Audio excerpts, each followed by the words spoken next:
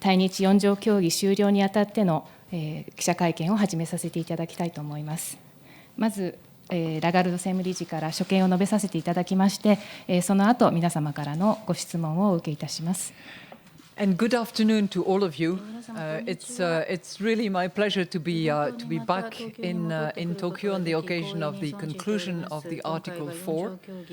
And before I make some remarks about the observations that the team has made and our views about the Japanese economy, I would like to start by offering, on behalf of the IMF and on my own behalf, to all the Japanese people, our sincere sympathy and condolences for all the casualties, the death that the country has suffered this year as a result of natural disaster, earthquakes, and the like.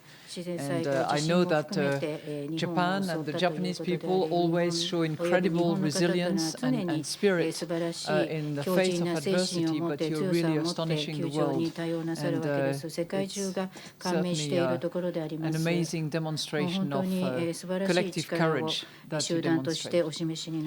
So, I was very lucky over the last 2 days to have met with Prime Minister Abe, with Vice Premier Aso, and with the Governor of the Central Bank of Japan, Mr. Kuroda. I believe that you have received and probably have a copy on your desk of the concluding statement, which is the document issued by the team after the work that they do together with the authorities of all sectors, and it really summarizes and gives you a longer version of the key points that I would like to outline for you this afternoon. This year, we took as a central theme of our work the issue of the Japan's demographic transition, and in particular all the issues related to the aging and the shrinking of the working population of the country. We are focusing on the challenges that that situation poses to the economy, to government finance, and of course to the financial system. And how Japan will face those challenges and what response it will give to those issues will certainly set standard for other countries in the world that are beginning to face or will soon be facing similar issues of an aging population and a shrinking working population. What is our forecast for growth in Japan? Well, for this year, our forecast is 1.1%, and for next year, almost 1%, that is 0.9%. We believe, and that is significantly above potential. Underlying growth in the near term will remain firm, notwithstanding the impact of the increase in the tax consumption by 2 points, which is scheduled to take place in October 2019. However, we of course believe that this measure will have an impact on growth in 2020. And finally, we believe that inflation is likely to continue its slow upward trend, but will remain below the 2% in the next few years.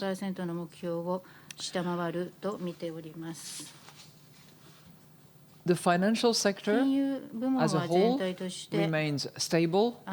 However, because of the combination of the low interest rate environment and the aging population, there is a squeeze on the profitability of financial institutions, which is likely to encourage them to search for yields. The resulting risks are likely to persist and pose particular challenges for the regional financial institutions. Now, with that background, I would like to point to four particular elements which are our conclusions after the work that has been done over the last few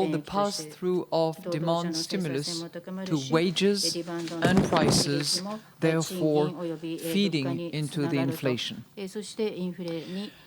In addition to labor market, which we believe is really the top priority, we also have the product market reform, the corporate governance reform, and the trade liberalization.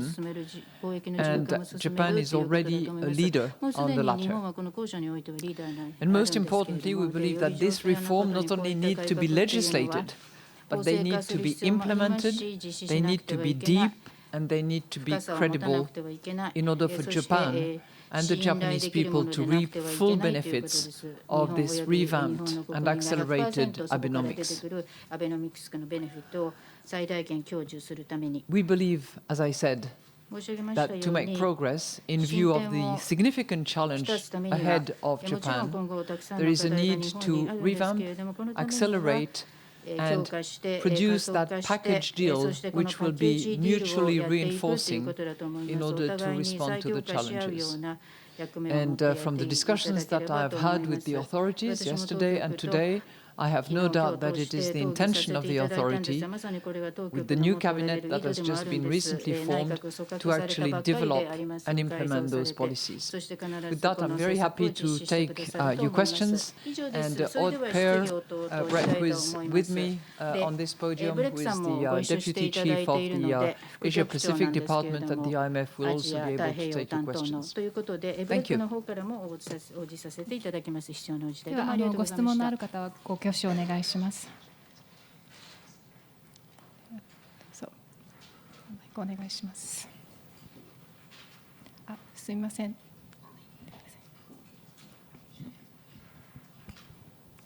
Thank you. Good evening. I'm Nana Yamada from NHK Japan Broadcasting Corporation.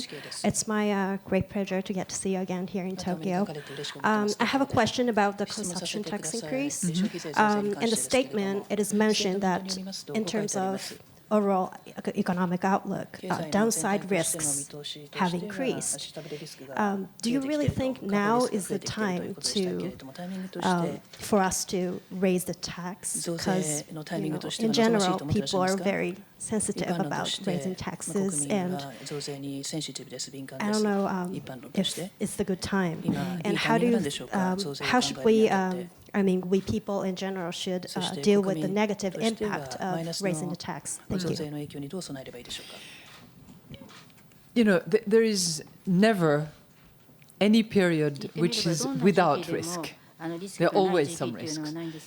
But clearly, the Japanese economy is at a juncture where growth has been strong, where clearly we forecast growth above potential, and where the conjuncture is probably best suited for what is very much needed.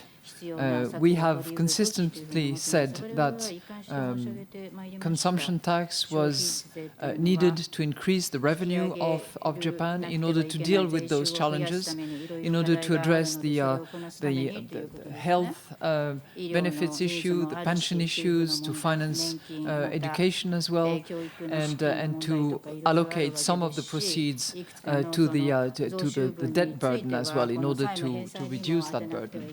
So we believe that if properly compensated and with this fiscal stance neutrality that we recommend for the next couple of years, that should be appropriate in order to face the challenges of the country.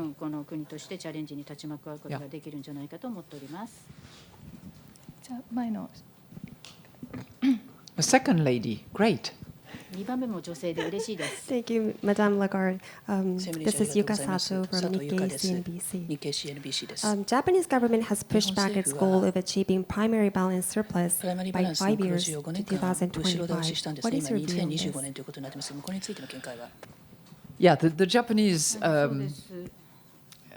authorities, and particularly the Ministry of Finance, has decided to postpone from 2020 to 2025 the balanced fiscal position of the country. And we believe that it is the sensible approach because it is much more consistent with the reality of growth forecasts and proposed fiscal path in the coming years. So, it's better to forecast and commit to an objective that can be delivered rather than promise a result that is very unlikely. So I think it's evidence of the realism of the authorities to have actually deferred to 2025. Yes.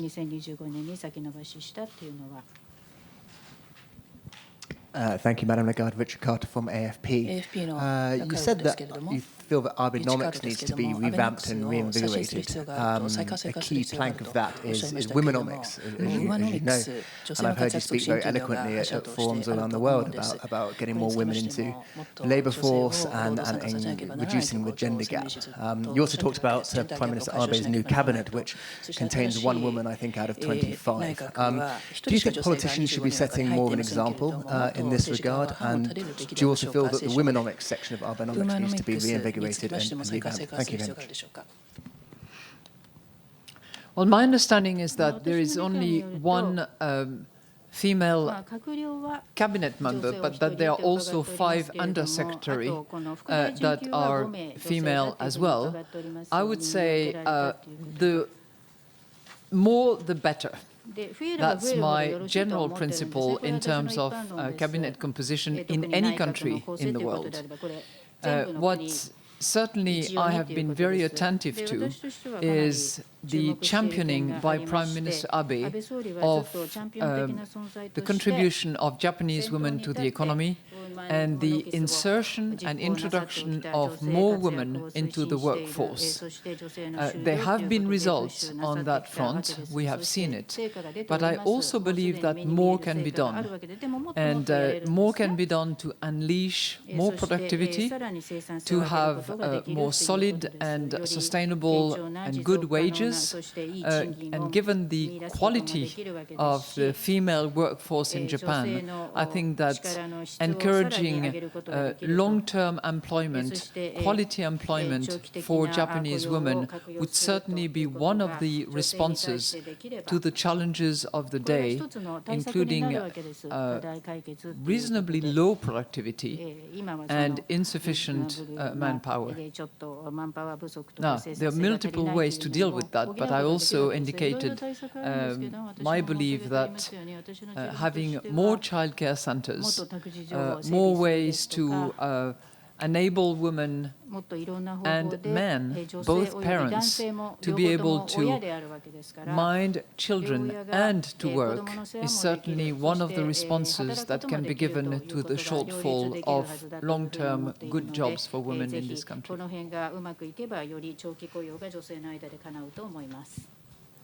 Hi, Sohei Ide from Kyodo News. Your statement today calls for maintenance of unitary consumption tax rate, but as you may know, Tokyo has already made its decision to introduce multiple rates come October next year. My question is, based on your experience as the IMF chief and also perhaps as a French finance minister, is it your view that the decision to introduce multiple rates is something that Tokyo should think twice about? Having one single rate is probably the most efficient way to design, structure, and collect your VAT.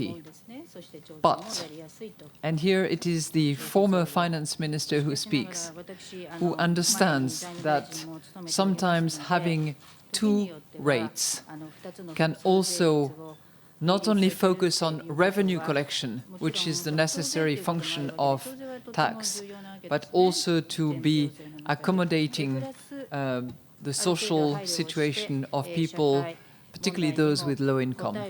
And in that respect, maintaining an 8% VAT on food and beverage and a 10% on other goods is an approach that I can fully understand, even if from a pure economic point of view, it's not a perfect solution. So I gave you a strange response, I appreciate that, but my first response was with my hat of IMF. My second response was with my former hat of finance minister. では、最後の質問お願いします。Mike Sato with NNA Asia. My question is, how do you expect Japan's prolonged monetary easing and U.S. credit tightening to have positive or negative impacts on Asian financial markets and the economies? Well, as I said, we fully support the accommodative monetary policy of the Bank of Japan, and we welcome the determination to make that monetary policy sustainable for the years to come. We certainly also encourage and support any clear communication on their part in order to better always inform market participants. You know, the tightening of US monetary policy is indeed going to have an impact on markets, including in Asia, is having an impact.